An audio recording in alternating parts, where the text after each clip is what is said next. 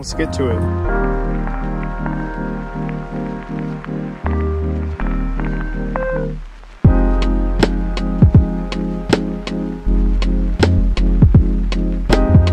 I do just have to say, I wasn't excited for this knife.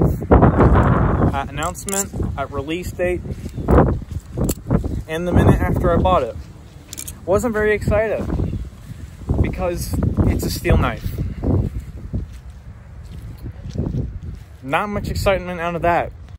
So yeah, it's Kershaw's first balisong or successful balisong. I have no idea if they actually have done anything like this in the past, but as far as I know, this is their first try, and it did a pretty good job at sending out the units, I do have to say. But in my personal opinion, I think the reason these sell a lot is because the price.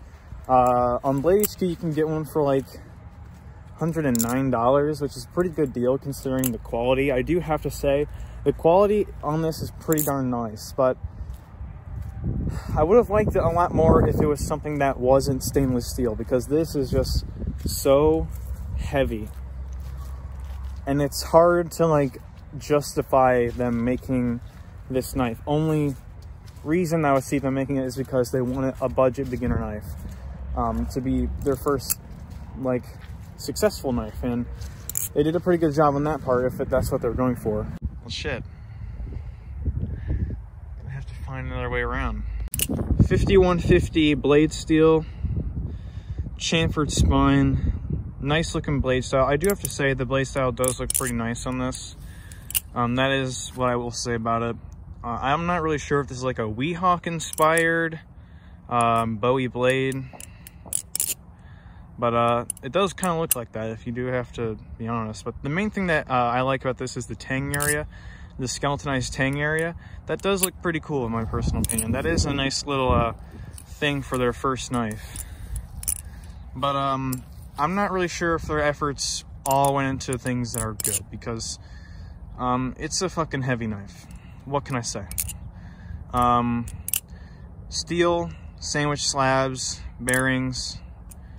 Not many people would actually be really excited about this. I mean, bearings are cool and all, but it's kind of like you know, a lazy attempt, really.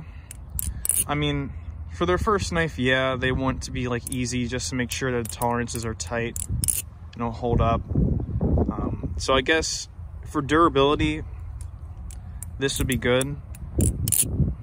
But honestly, in my personal opinion, it has a really awkward feel to it. It's obviously going to be really heavy, and most people won't actually like that. But it has a really awkward bias to it. It's neutral compared to something like a bare bones, but it still has a hint of heaviness on the handles, but there's also some heaviness up here. It's just kind of an awkward flipper. It is pretty bouncy though.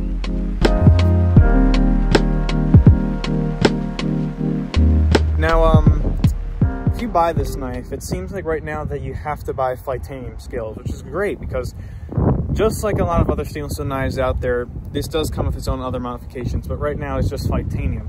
It's not like the bare bones in the past where people were shortening down the handles and regrinding the blade, or the aluminum scales, which didn't really last very long. And of course, can't forget about Turbo Jackalope, but it seems like right now that the only thing you can actually get to help improve the flipping bias is the Flytanium scales, which are cool looking, I do have to say. But the thing that it makes me a little bit more excited is the aluminum channel handles that you're getting for this thing, which are supposed to come out soon. They have announced that. So I'm kind of excited to see where those are priced at, my personal opinion. So I think Flytanium right now has put this knife in a place where if you buy it, you have to buy Flytanium scales for it. Which is definitely a good thing, because there's actually some place you can go to in order to buy something for this thing, because most of the time, like the bare bones, if you want something to help improve your knife, you have to go out to Turbo Jackalope to get it.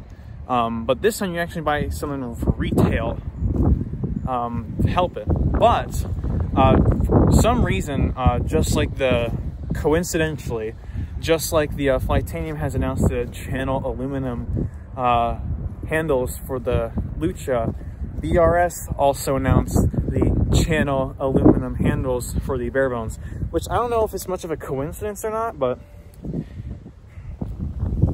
the announcements are kind of close together, don't you think? I'm not saying anything like, oh, BRS is copying Flytanium, because who invented channel aluminum? Not even them.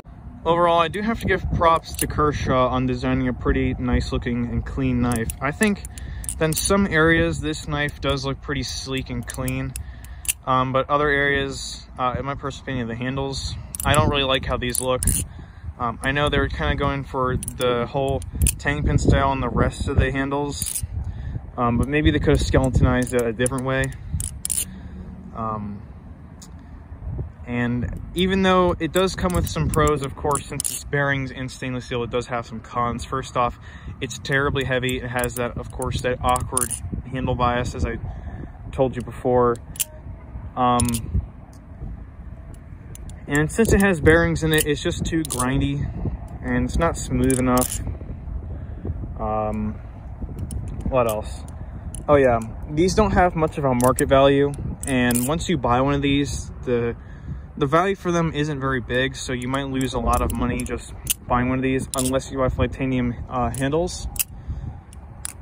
Because I think, again, as I said before, it's like if you have one of these, you have to buy Flytanium scales. Both to improve flipping bias and, of course, make the value better. But maybe the value will increase when Flytanium retails those channel aluminum handles. I'm just kind of excited to see the progress that this knife has.